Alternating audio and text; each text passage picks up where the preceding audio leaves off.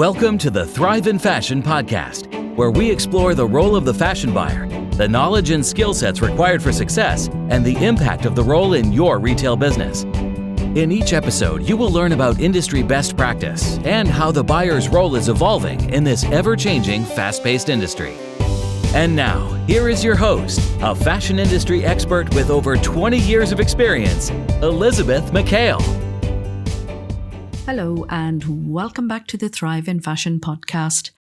I am your host, Elisabeth Mac Hale, and today I am going to talk about all things planning for the next autumn-winter buying season.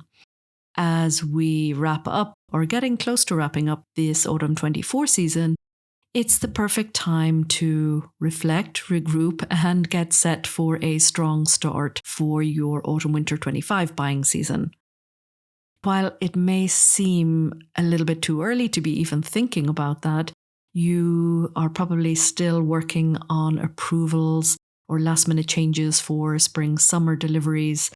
You have to start thinking about autumn 25, and it's actually helpful to start doing it now while you're in the throes of autumn, in the middle of it, and have that feeling and you know what's working, what's not working, acknowledging any mistakes that have been made, and acknowledging where you can improve things for next year, seeing the opportunities to improve things for next year.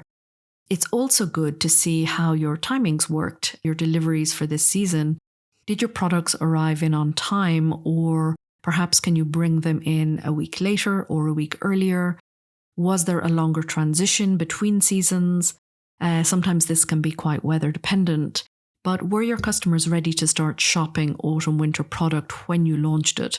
So think about that in terms of the timing of your product launches, where specifically you would like your products to launch and sell rather than launch and wait for a couple of weeks on the shop floor for the timing to be right. So first off, if we look at where we are now before diving into next season's figures, we should take a close look at what happened currently in this season. So how has it gone so far? Have you identified some really great best sellers, or perhaps products that really didn't sell at the rate that you expected? Doing a deep dive into performance to date will give you an informed foundation for your next season's buying decisions. One of the most helpful strategies is to create a quick list of your top sellers, include any feedback that you've received from customers or from stores, any lessons learned from products that underperformed. This list can act as a roadmap and help you to repeat what worked and improve on what didn't, and thus be more prepared to avoid repeating any mistakes. I find reviewing and double-checking and looking back over what the best sellers were and the slow movers really helpful. But even more than this, not just looking at the numbers, I will actually go and pull out those products again just to fully understand why something didn't work. And sometimes it can be really obvious when you actually see the production sample either on the shop floor or in the office. Look at it from the point of view of the customer, and particularly in store, you may see that under the store lights, it maybe wasn't looking as good as it should have or as you expected. Perhaps the hand feel of the final production fabric did not come out as well or as soft in hand feel or as bright in colour as you expected. Perhaps the shape wasn't quite right. Hanger appeal is really important no matter what age group that you're buying for, particularly when it comes to baby wear. It really needs to look cute on the hanger because then you know you're already winning the customer over. When it comes to ladies' wear, it's also got to look good on the hanger.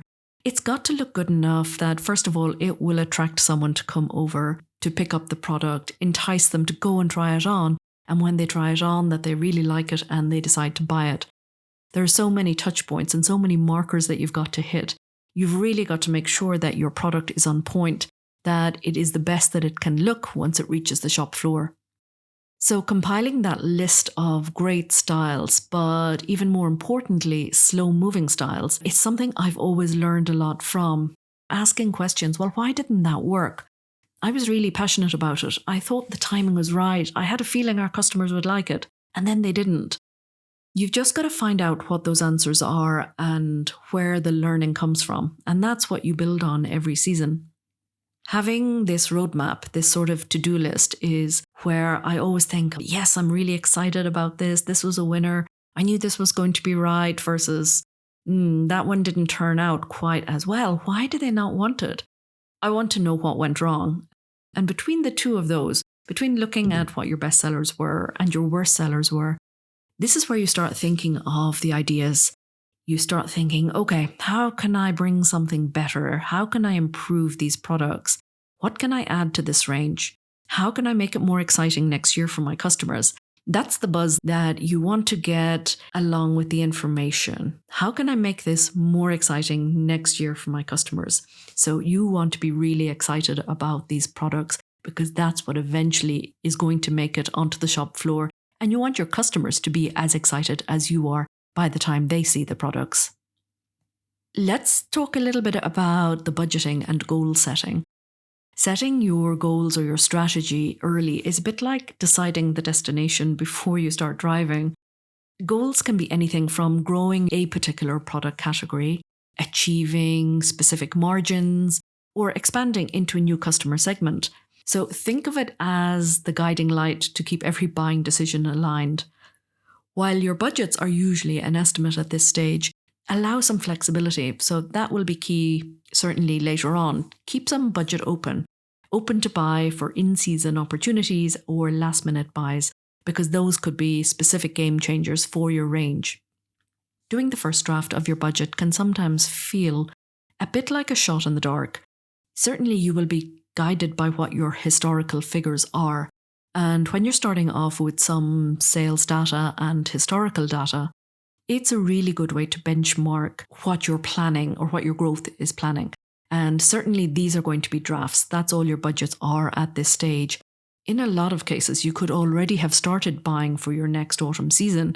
Certainly in big retail companies where the budget is not already signed off at that early stage, you're still working with an estimate, but you have to make a start. At this stage in November, you will have early sales data. You will understand how things transpired, what your sales reactions were, whether you hit budget or not, whether you exceeded budget. And if you did, is there still opportunity for growth at that same rate next year? And this is what you're looking for, those gaps, those opportunities to start projecting and estimating. Certainly at top level, that's where I would normally start.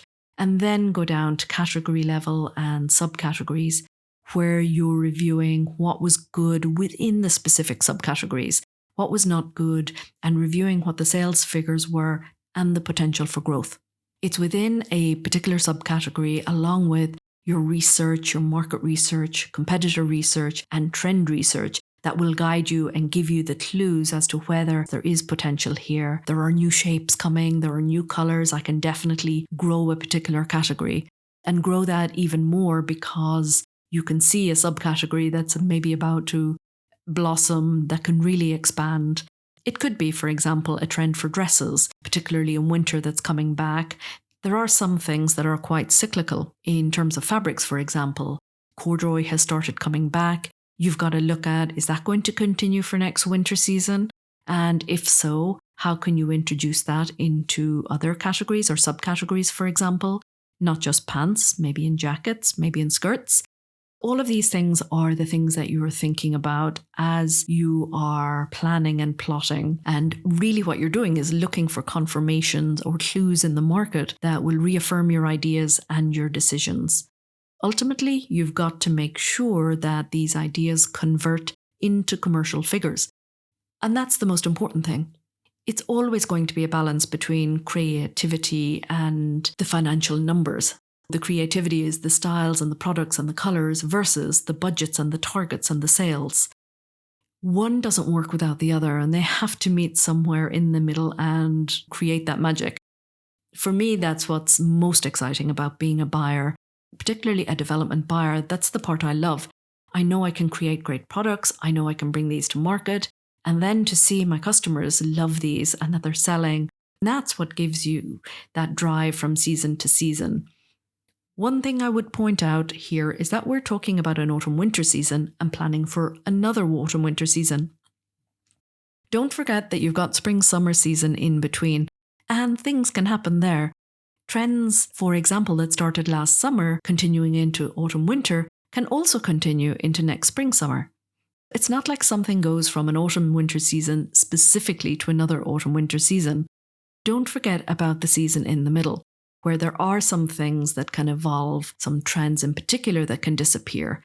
And don't make a mistake about thinking it will continue longer than it does. Sometimes trends actually cut short, and that is the end of them. So you've always got to be on the lookout and understand the timings and watch when something is about to grow and when something is about to disappear. Once you've set your goals, it's time to focus on trends and customer insights. Keep an eye on evolving trends and customer preferences. This stage is just about spotting colours and silhouettes and textures that resonate with your brand and your customers. But remember, not every trend needs a place in your range.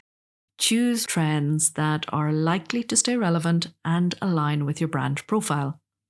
When we're talking about identifying trends, it's not just the big ones that the magazines and the editorials are shouting about, or the ones that were most prominent on the catwalks and the runways. You've got to think about trends in respect of your niche and in respect of your customer, because not every trend works for every business or for every customer niche. It's also good to look outside the direct fashion trends and look a little bit wider. Are there socioeconomic trends that will impact your consumers in terms of perhaps what their disposable income might be, in terms of what their lifestyle is? This will impact their shopping choices in terms of what clothing they're going to select, where they're going to go shopping. The socioeconomic impacts, for example, at this time of year when there are governmental budgets being launched, and people are going to be really conscious about how will that impact their spending habits. There may be, considerations here, how they're going to spend their disposable income. Be mindful that outside the fashion trends and shape, think about these additional external shifts that could impact how your customers are shopping. Next up is category planning. And this is where you start mapping out your products and your quantities by category against the initial drafts budgets that you're thinking about. Here you're thinking about which key items may need extra attention, where can you introduce new products. Remember, keep an eye on your sell-through and adjust your plans accordingly. Within the category planning, this is where reading those numbers and the sell-throughs is really important. Not just general sell-through, but being very specific about looking at when that product came in, when it hit the shop floor, how long had you planned for that product to sell, and what was the actual reality? Are you getting those numbers right in terms of what your expectations are? Did you get the numbers right in terms of your estimates and expectations? Were there downturns perhaps in a particular colour that maybe people were moving away from? I'm thinking specifically of all year round lines, key items or core items. Make sure you double check the replenishment in those particular items. Was that done correctly? Make sure that you had all your sizes available. Make sure that your size ratios are correct. It's something that you should always double check either every season or every other season. Double checking your size ratios. Remember, these can differ from category to category, especially when you're developing product. When you're buying wholesale, you may not have as much flexibility in terms of your pack ratios. But when you're in control of developing your own products and you have control over this, you can decide if your pack ratio is going to be, for example, 2-4-4-2, or it could be 2-3-2-3. These are packs of 12 and how they're broken down. Whatever works best for your business and your customer profile. Let's talk about timelines, and creating that clear path from design through to product delivery is essential for staying on track. Think about each step and when it needs to happen, from your sample approvals to your production and shipping. And by communicating your deadlines and ideas and strategy with your suppliers, you can avoid unnecessary delays and be ready for key promotional periods or seasonal peaks. The timing and critical path is really where your success begins and ends. And one of the most challenging things as a buyer every season is making sure that you're executing, fulfilling your actions, and making your decisions within your specific critical path timeline. It always sounds easier than it is in reality because there can be so many unexpected things that crop up. And I'd like to say that they're always positive, but in a lot of cases they're not. And the skill of the buyer is being able to think on your feet and make good, sound decisions for the business. This is where you build on your experience. That's what makes a good buyer. It's not just someone who can guess what's going to happen, because as we all know, there are no crystal balls in retail. The secret is building on your experience, learning from mistakes, and applying that learning to make the best commercial decision with what you're faced with. Learning from historical events that have happened and learning from decisions you took previously or watching how others handled a specific problem, because there are always challenges coming up, and it's really how do you approach these and how do you problem solve these? It's in the best interest of the business to get a resolution and keep everything on track, because the launch date won't shift. If it moves, you're going to start losing sales, and that will throw out your whole planning and buying strategy. In the end, it costs money. The responsibility is on the whole team to make sure that everyone is working within the critical path timelines in the most effective and time-efficient manner. So, with a solid start to your planning, you will set yourself up to buy smarter and stay ahead of the curve. The best advice I can give you is to start your planning now. Your first draft won't be your final draft. You will come back and revise this time and again, but it's great to have a framework to start working on. I always find when I start my budget, it's always like my dream wish list until I come back to continually refine it and fine-tune it. That takes time. You don't just do it all in one go. It's great to get your first draft of numbers down, your first draft of ideas. As you start to develop and research and tweak and learn more about what you're looking for, then you start to continually refine and edit it until it is a much more balanced strategy and plan. That's easier said than done when you've got lots of different categories and lots of different products and price points and price point architectures and internal challenges and external challenges to deal with. It's a process. Like anything, the more experience you have under your belt, the easier it will be for you to manage the process and make some really good buying decisions. Ultimately, execute a successful strategy for the business. Thanks for joining me today. If you'd like some extra help getting your planning process started, you can download Planning Checklist in the show notes or find it on the Thrive in Fashion website. Until next time. Thank you for listening to today's episode. If you enjoyed it, make sure to like, subscribe, follow, and share the show. For more of Elisabeth's industry tips and to learn more about how you can develop your buying skills, visit thriveinfashion.com. There you can find show notes for this episode and every episode. Also, register for the Thrive in Fashion program and sign up for weekly news delivered straight to your inbox. Until next time.